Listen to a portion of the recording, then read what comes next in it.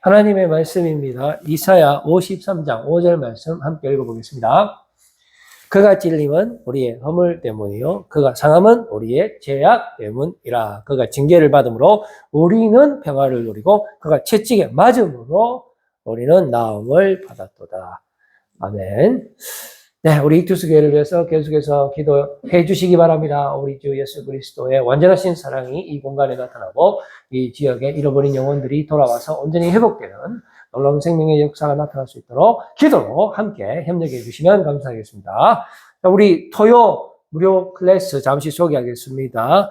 이것은 미술 치료인데 요즘 아주 핫한 그 프로그램인데 우리가 무료로 지금 개설하고 있습니다. 선착순으로 전화번호로 신청하시면 사전에 우리가 스케줄 잡고 진행할 수 있도록 그렇게 하겠습니다. 그 다음에 두 번째 과목은 중학교 영어 토양반 중학교 1학년입니다. 요 칠곡 지역에 학원 다니기가 조금 좀 애매하거나 아니면 영어를 시작하기에 부담을 가지는 우리 학생들이 있을 수 있는데요. 저희 교회 오시면 무료로 재밌게 영어 시작할 수 있도록 최선을 다해서 돕도록 하겠습니다. 자, 오늘은 익투스 처치 캠페인 94번째 순서인데요. 주제를 한번 보겠습니다. 나는 하이에나다. 94번째죠. 나는 하이에나다. 라는 제목을 가지고 오늘 주님 주시는 은혜의 말씀 나누도록 하겠습니다. 자, 하이에나. 자, 이 하이에나의 특징은 왕국, 그러니까 동물의 왕국이 되겠죠. 거기에 이제 청소부 역할을 하게 됩니다. 그리고 도둑놈이에요. 남들이 잡아놓은 남들의 재산, 그러니까 먹잇감을 훔쳐가는 역할을 합니다. 그래서 이제 청소부라는 별명도 붙긴 했는데요. 특별히 이 친구들은 상당히 비열하기 때문에 자기들보다 약한 동물을 공격합니다. 특별히 상처 있는 동물들을 공격하고요. 그리고 혼자 있는 동물들을 떼거지로 가갖고 잡아먹고 하는 습성이 있습니다.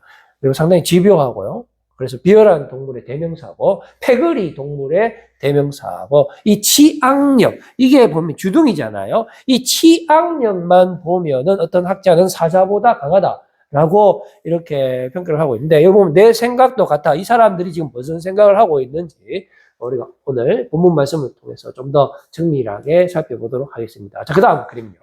이거는 독수리인데, 독수리가 아마 애기 사슴 같은데, 이거를 지금 납치하는 것을 포착한 사진이라고 합니다. 이제 하늘을 엄청나게 멀리서 날고 있기 때문에 이 새끼 사슴으로서는 도저히 예상을 못하고 있다가 잠시 한눈 팔다가 물 위에서 이탈해 있을 때 지도 새도 모르게 저 하늘에서 순식간에 날아와서 잡아채 간단 말이죠. 그래서 이 독수리들의 주요 타겟은 잃어버린 양들입니다. 우리 예수님은 잃어버린 양을 찾으러 왔지만은 이 독수리는 잃어버린 양들을 죽이러 왔다라는 것을 우리가 잊어서는 안 됩니다. 그래서 성경에 보면은 우는 사자가 나옵니다. 사자인 사자인데 울고 있는 사자다 해서 걸신하라 깨어라. 왜 걸신하고 깨어야 되냐면은 우리 주변에 항상 우는 사자가 있다라는 것입니다. 그래서 그냥 가만히 있는 것이 아니고 이 우는 사자의 정체는 우리의 대적마귀입니다. 이 대적마귀가 우는 사자같이 두루다니면서 삼킬 자를 지금 현재도 찾고 있기 때문에 우리가 항상 방심하면 안 되고 항상 깨어 기도하면서 항상 성령의 충만함으로 살아야 한다라는 것을 우리에게 일깨워주고 있죠. 자, 그 다음 PPT 한번 보겠습니다. 우리의 신체 모습인데요. 우리가 몸이 조금 이제 아플 때가 있습니다. 그러면은 어디부터 아프냐면은 내 몸의 가장 약한 부분부터 아프니다. 저는 이제 여기 피부가 조금 안 좋은데 사실 여기가 아픈 거는 아닌데 뭐 스트레스를 받거나 이렇게 하면 여기에서 문제가 시작이 됩니다. 그래서 뭐 눈도 조금 안 좋은데 그러면 다른데 아픈데 피곤한데 어디로 나옵니까? 눈에서 고름이 나온다거나 아니면 제가 좀 천식기가 조금 있는데 피곤한데 그러면 어디가 아프죠? 저녁에 이 천식기가 도져갖고 잠을 잘 못 자게 된다라는 우리의 그 어떤 신체의 특성을 잘 우리가 이제 간파를 할 수가 있죠. 이 약점이 점점 확산된다 하는 거. 자, 그 부분을 우리가 잘 인지한 상태에서 그 다음 우는 사자의 공격 개시 장면을 한번 보도록 하겠습니다. 이제 이 우는 사자들이 사탄 마귀잖아요. 주로 이제 문제를 삼는 것이 근본적으로 하나님에 대한 대항입니다. 주어가 중요한데요. 하나님이 동산의 모든 열매를 먹지 말라 하더냐라고 하면서 태초의 인간인 아담과 하와를 이제 유혹하게 되는 것이죠. 그런데 우리 하나님께서는 아담과 하와에게 모든 걸 다 먹어도 되는데 동산 한가운데 있는 선악과만 먹지 마라 했거든요. 그런데 지금 우는 사자가 뭐라고 유혹합니까? 아니 하나님이 여기에 있는 모든 열매 먹지 마라 하더냐라고 하면서 유도성 질문을 던집니다. 이거는 바로 유혹하는 장면이죠. 우리가 사탄 마귀가 우리를 항상 유혹하는데 아주 애매하게 유혹합니다. 이거 먹지 마라 하던 하나님이 아니 사람이 먹을 수 있는 걸 왜 먹지 마라 하나? 그것도 동산 한가운데 만들어 놔놓고 차라리 만들지 말든지 왜 먹지 마라 하더냐? 지금 이런 말을 하고 싶은데 이 하와를 유혹하기 위해서 살짝 조작을 하죠. 모든 열매 먹지 마라 하더냐 하니까 대번 하와가 이 우리의 인간의 약점인 호기심이 안 그래도 왜 하나님이 다른 건 다 먹으라 했는데 이 선악과만 먹지 말라 했을까라는 생각을 가지고 있는 찰나에 이 뱀이 이렇게 약간 애매한 질문을 통해서 유혹을 했을 때에 그것을 바로 집어삼킵니다. 아니다. 우리 하나님께서는 다 먹어도 된다 했다. 여기서 끝나면 되는데 뭐라고 합니까? 그런데 선악과만 먹지 마라 했다 하면서 사탄 마귀의 대답은 하지만은 하와의 마음속에는 이미 유혹이 훅 들어와 있다 이거지. 왜 이런 말도 안 되는 명령을 하셨을까? 그래서 의문이 시작되게 되죠. 그러다가 뭐라고 이야기합니까? 하와가 선악과는 만지지도 말라 했다. 이거는 하나님의 말이 아니라 하와의 말이죠. 이건 잘못된 열심이고 잘못된 과장인 것입니다. 그러니까 자기의 생각이 이제 지배하는 거죠. 왜 하나님이 말도 안 되게 이것만 먹지 말아야 했는가? 그러면 보지도 말아야 되겠네. 만지지도 말아야 되겠네 하면서 스스로가 과장이 되면서 의심이 폭발하게 되고 이제 어떻게 됩니까? 왜 하나님이 이런 말도 안 되는 명령을 주셨을까 하면서 불신을 하고 정폭이 될 때에 이제 오는 그 사자, 사탄 마귀가 결정타를 날리게 되죠. 그게 말이 되나? 먹어라, 상관없다, 안 죽는다.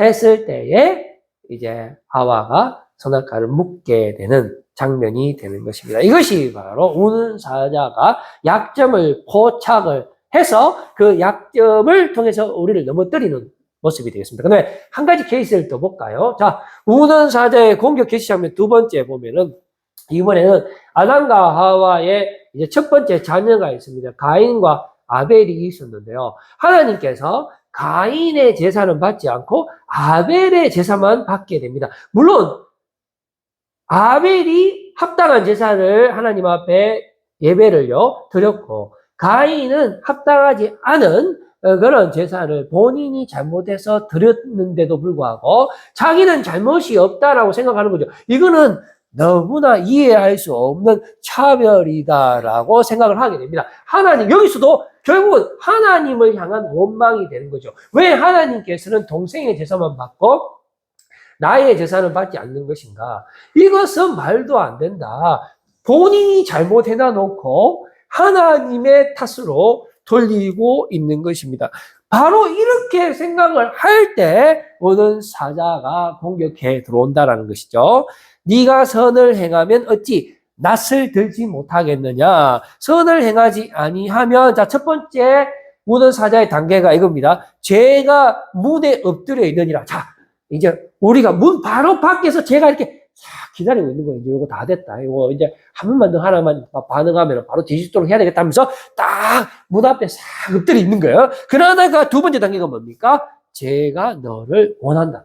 이제는 제가 노골적으로 문을 열고 들어옵니다. 야야야야, 말도 안 된다 그래. 아니 네가 솔직히 제사할 때 돈도 더 많이 들였잖아.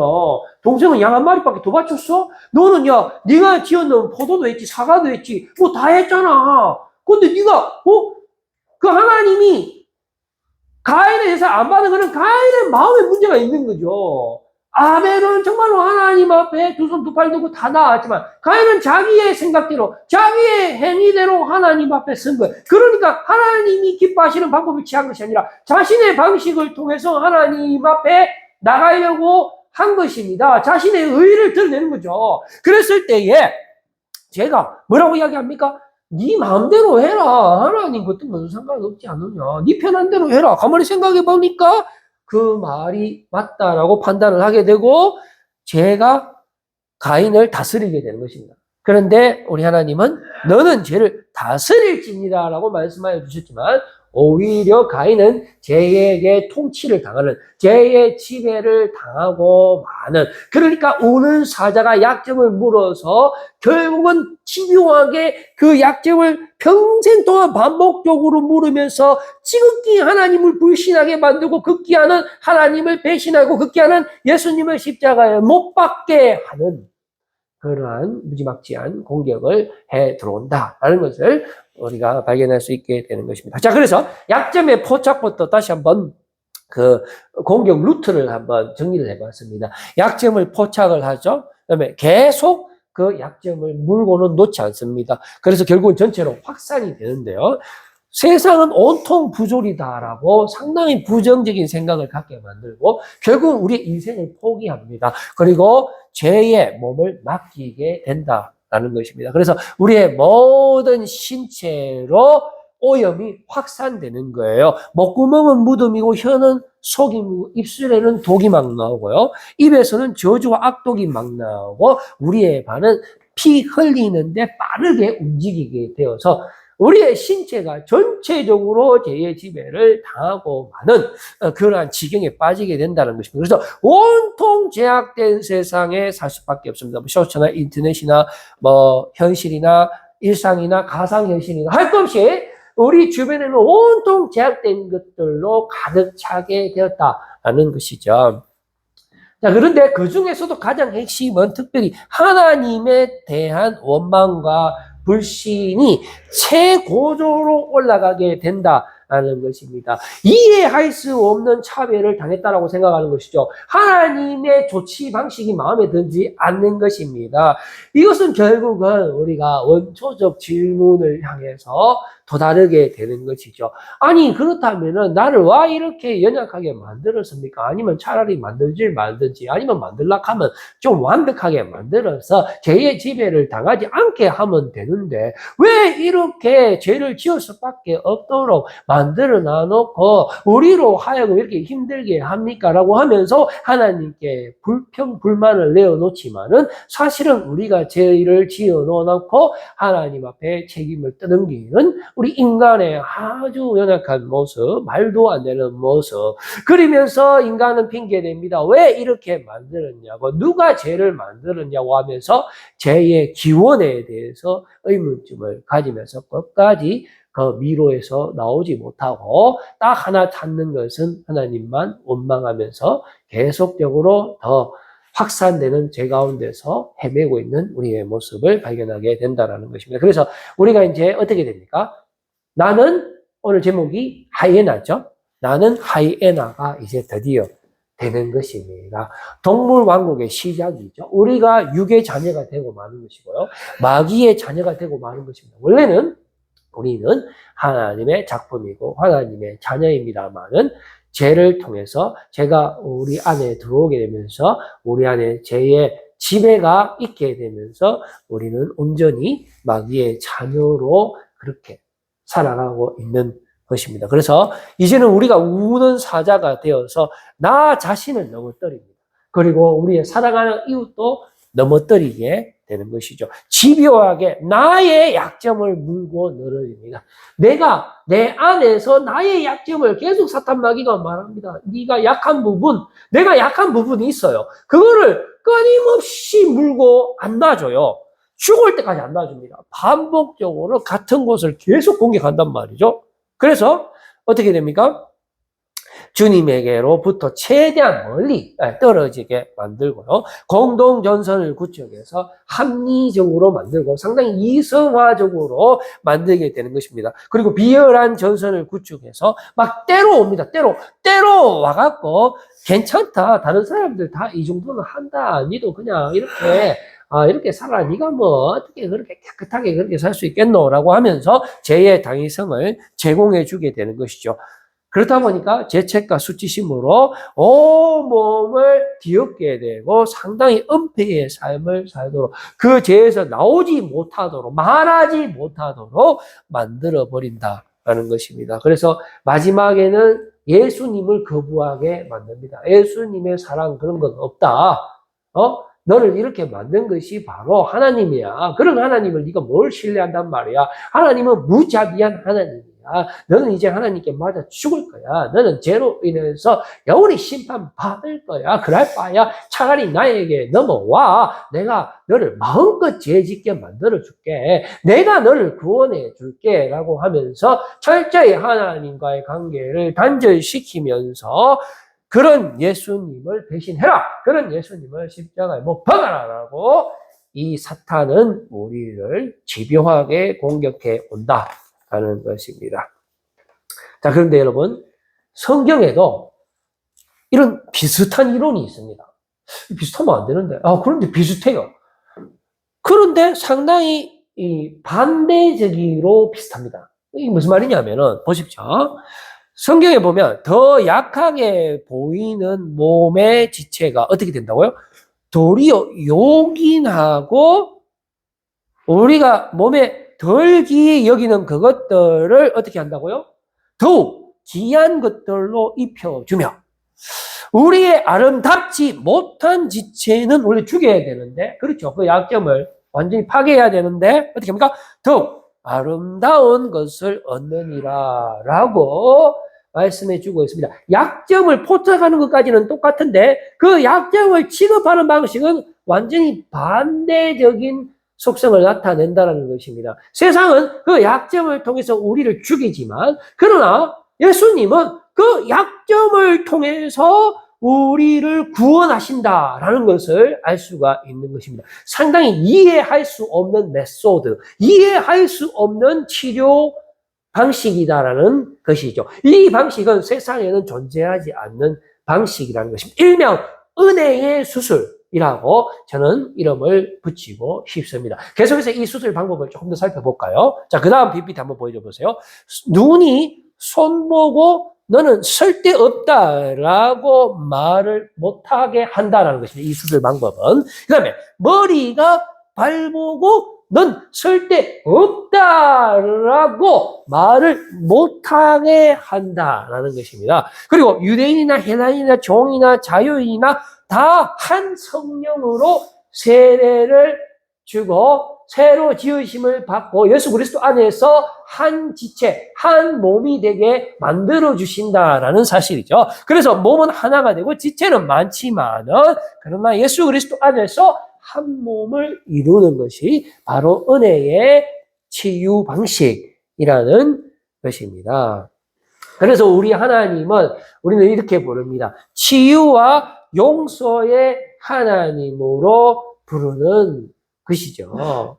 이사야 53장 5절 오늘 본문 말씀인데요. 여기에 보면은 우리를 제대로 용서하시고 제대로 고쳐주시는 것을 볼 수 있습니다. 바로 그가 찔림은 우리의 허물 때문이요. 자, 그런데 여기서 특이한 것은 이 고치는 방식이 대속이라는 방식이라는 것이죠. 어떤 방법을 동원하는데 다른 방법이 아니라 예수님이 죽기까지 하셔서 우리의 허물과 죄악을 고쳐주시기 때문에 그렇다는 것이다. 말을 바꾸면 우리의 죄 때문에 예수님이 죽으신 것이에요. 우리의 죄를 사해주기 위해서 대신 죽으셨다라고 말씀해주고 있습니다. 그만큼 우리를 사랑하시는 것이고 우리를 살리기 위해서 모든 물과 피를 쏟으신 것이죠. 하나님께서 우리를 너무나 사랑하시기 때문에 하나밖에 없는 독생자 예수 그리스도를 이 땅에 보내셔서 우리를 심판하는 것이 아니라 우리의 약점을 물고 늘어지는 것이 아니라 그 약점을 고쳐주시는데 어떤 약을 통해서 고쳐주는 것이 아니라